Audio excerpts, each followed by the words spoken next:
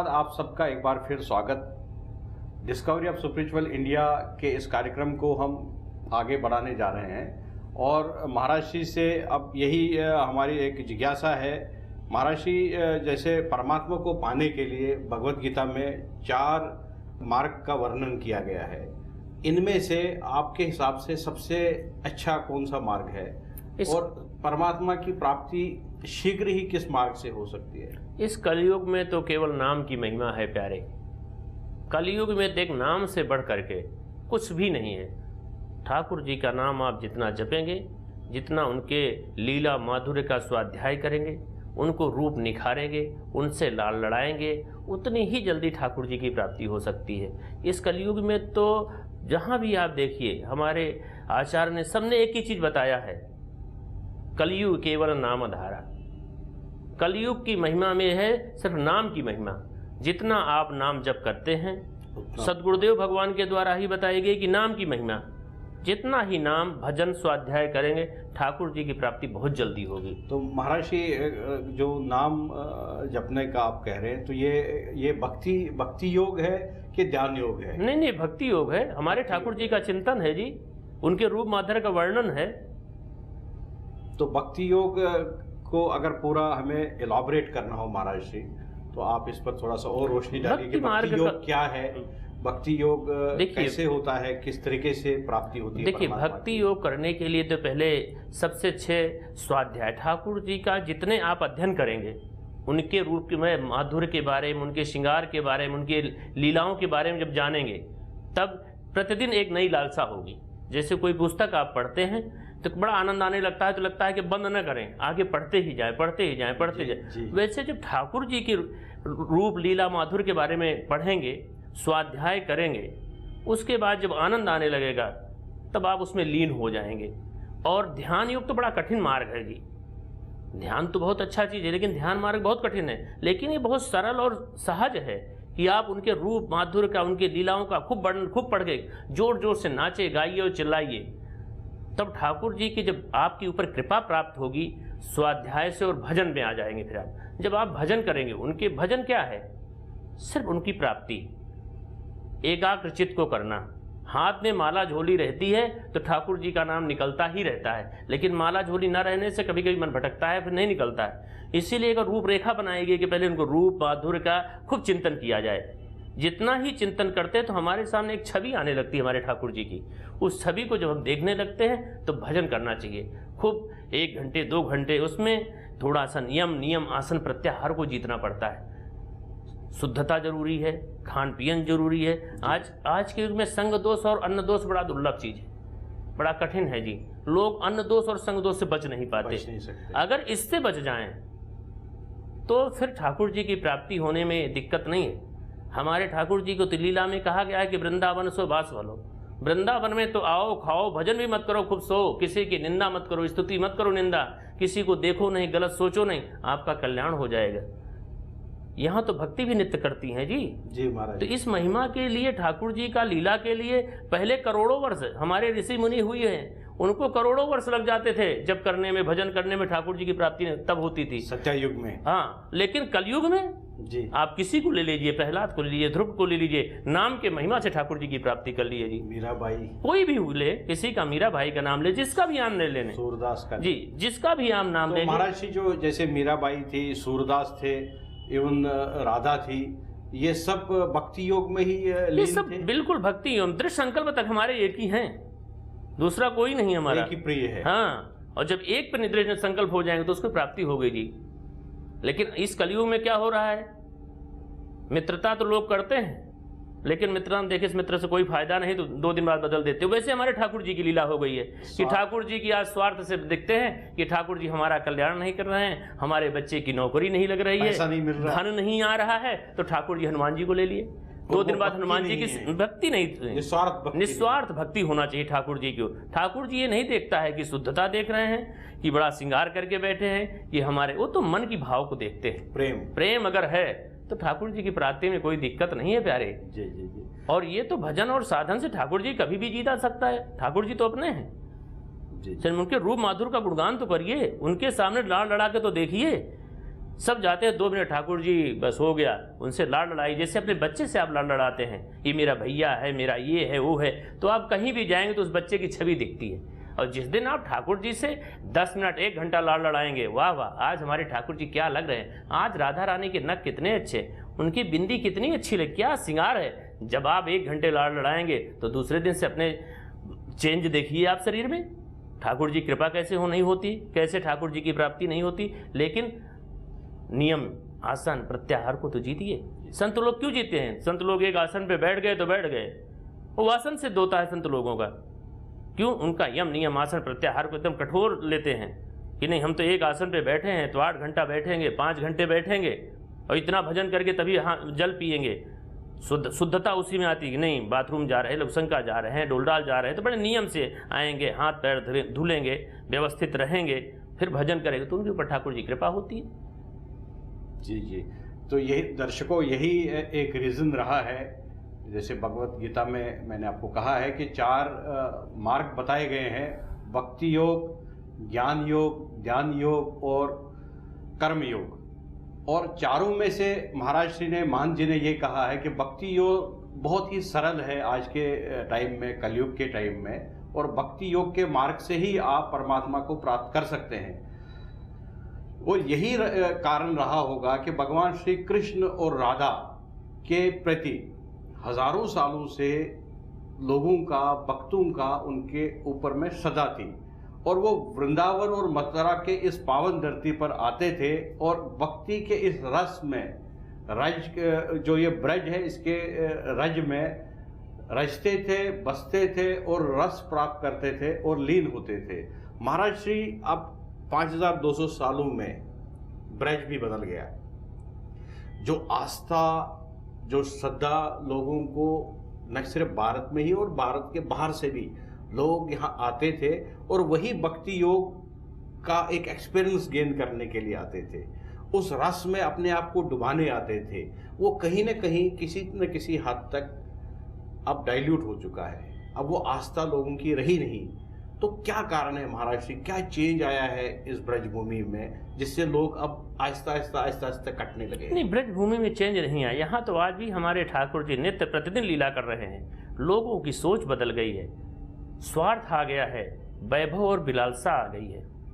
और ये ठाकुर जी की प्राप्ति ब्रज मंडल की जो रज की महिमा है, जिसके अंदर स्वार्थ घुसा उसको नहीं मिल सकता है, उसको ठाकुर जी की प्राप्ति नहीं हो सकता है। जिसके अंदर विलासता घुसी है वो विलासता लेके लोग अब आते हैं वृंदावन, ब्रज में आते हैं, चलो 2 दिन की छुट्टी वहाँ पिकनिक बनाएंगे, उसको नहीं मिलने वाला है। लेकिन जो आज भी ठाकुर जी के लिए आता है उससे आप चर्चा करके देखिए किसको क्या एनर्जी मिलती है। वृंदावन में घुसते ही क्या एक एनर्जी मिलती है कि वो बोलने लगता है कि नहीं कोई धाम, एक ऐसा धाम है जहाँ आज भी ठाकुर जी नित्य प्रतिदिन लीला कर रहे हैं। आप गिरिराज जी की महिमा देखिए। अगर लोगों को कुछ फायदा या ठाकुर जी की प्राप्ति न हो रही हो तो क्यों 21 किलोमीटर के पैदल लगाएंगे? देखिए कोई लेट के लगा रहा है, कोई पैदल लगा रहा है, कोई 2-2 परिक्रमा लगा रहा है। और जो स्वास्थ्य के आता है कि नहीं अब भाई बगल वाले लगा रहे हैं और हम भी लगाएंगे इसलिए, तो उसको कुछ नहीं मिलने वाला।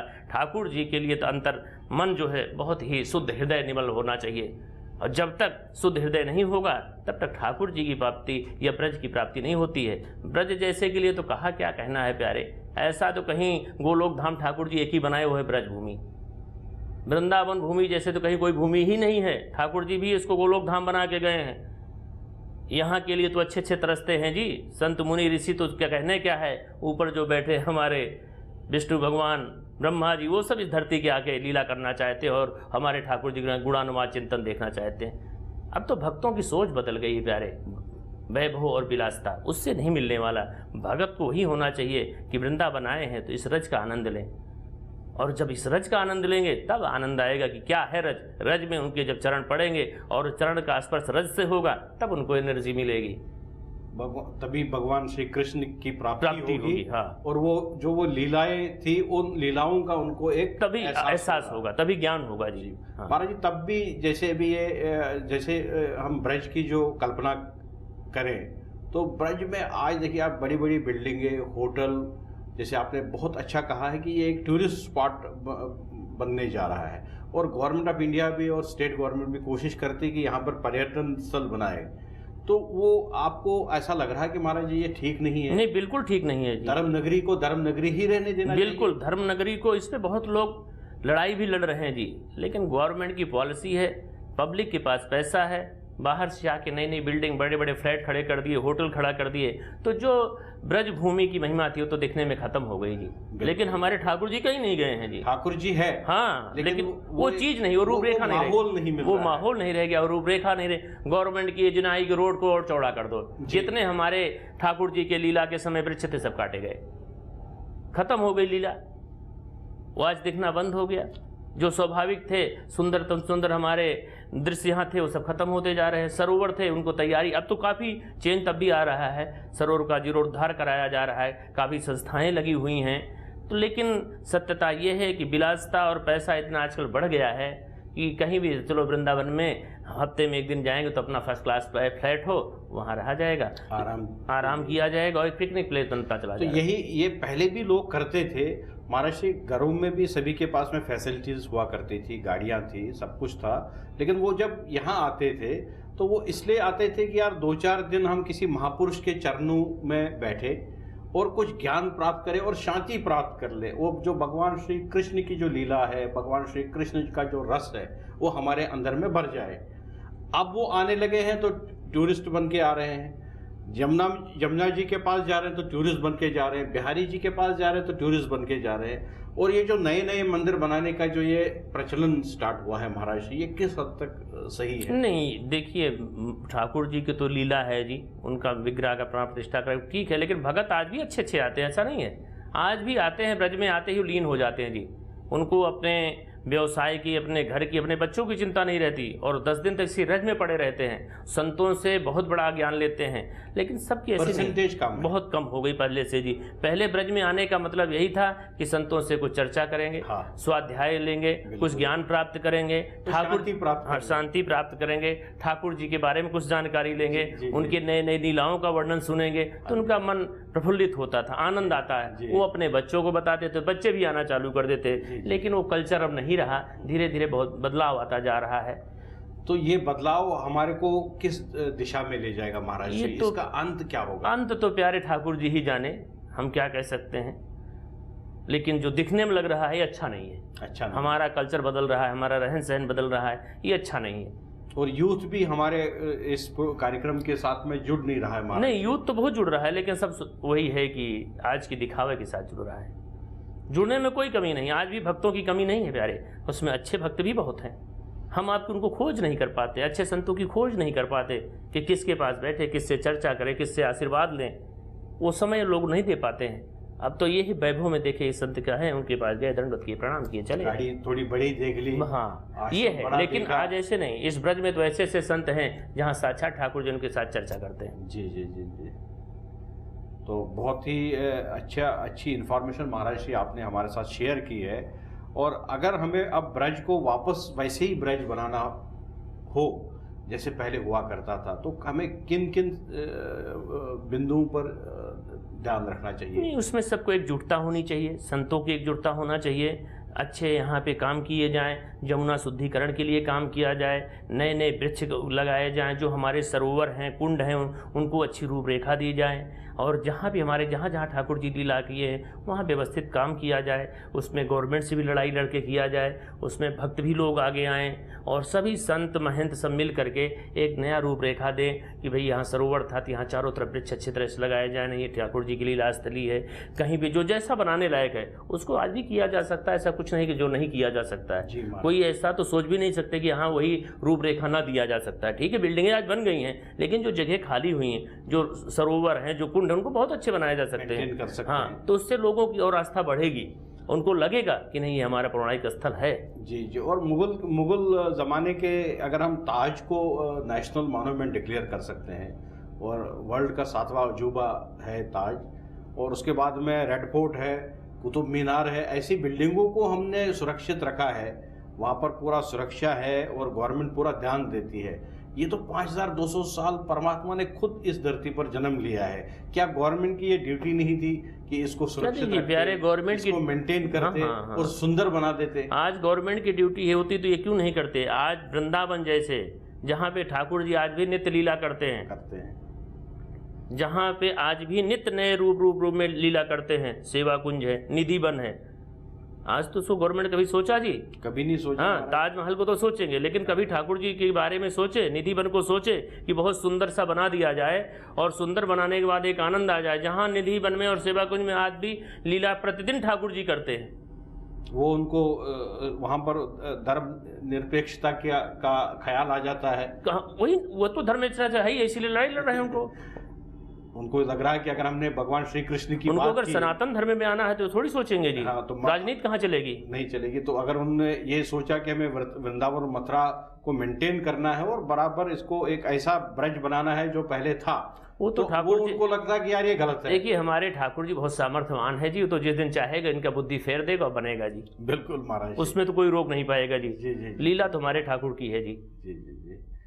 नहीं, वो ठीक है। हमारी भी ड्यूटी बनती है। ठाकुर जी के हम सभी बच्चे हैं, तो बच्चों को अभी ख्याल बनता है कि भाई अपनी चीज़ों को, जो प्राचीन चीज़ें हैं उनको मेंटेन करें। गवर्नमेंट ऑफ इंडिया की भी ड्यूटी बनती है और स्टेट गवर्नमेंट की भी ड्यूटी बनती है कि हम इन चीज़ों को मेंटेन करें। महाराज जी, आपके साथ में इस चर्चा को और मैं कंटिन्यू करने के लिए मेरी इच्छा हो रही है। आपका समय कम है, इसलिए मैं चर्चा को यहीं पर रोकने का मुझे यहाँ पर आदेश है। और मैं आपको सबसे पहले धन्यवाद देना चाहता हूँ कि आपने बहुमूल्य समय निकालकर इस टॉपिक पर हमारे साथ चर्चा की, और आगे भी आप हमारे साथ में इस तरीके की ब्रज और भगवान श्री कृष्ण की लीलाओं के बारे में चर्चा करते रहेंगे। जरूर जरूर। इसी आशा के साथ में मैं आपको धन्यवाद देना चाहता हूँ। और जय जय श्री राधे। आपको बहुत अच्छा लगा होगा महाराज श्री की बातें आपने सुनी, और ऐसे ही हम ऐसे कार्यक्रम आपके सामने लाते रहेंगे डिस्कवरी ऑफ स्पिरिचुअल इंडिया के इस कार्यक्रम में। तब तक के लिए मैं आपसे विदाई लेता हूँ।